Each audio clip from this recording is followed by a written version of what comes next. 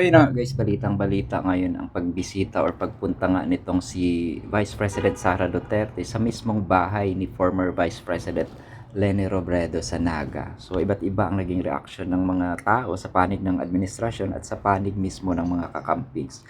At kinumpirma yan ni dating spokesperson Attorney Barry Gutierrez. No? So VP Sara visited former VP Leni at her house. VP Leni learned of the visit minutes before when she was informed that VP Sara was already on the way.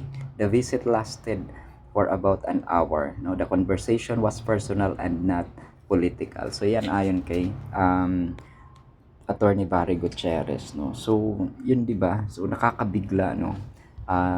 Nakakagulat, no, na napasugod doon si Vice President Sara Duterte, no.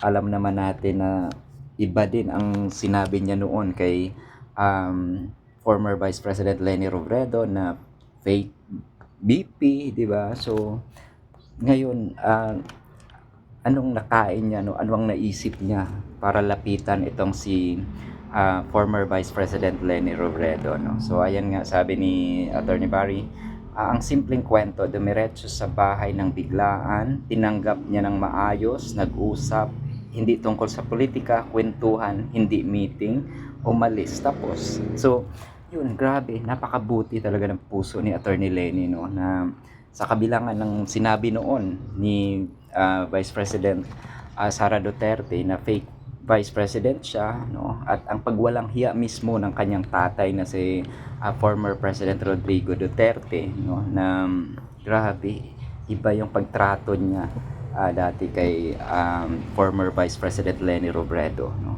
Pero ayun nga, ngayon lumapit siya, no, hindi siya nakatiis na lapitan itong si former Vice President Leni Robredo, no. So kakaiba, no. Masabi ko parang kakapalan ng mukha, no, na grabe, iba yung pag ano nila dati kay Attorney Leni, tapos ngayon nandyan sila para saan? Para maghanap ng kakampi na sa nangyayari ngayon sa kanila ng administrasyon na nagkawatak-watak sila ng unit team, di ba? So sa palagay nyo ba kung hindi sila nagkawatak-watak, lalapit kaya yan kay Attorney Leni? Haharap kaya yan kay Attorney Leni?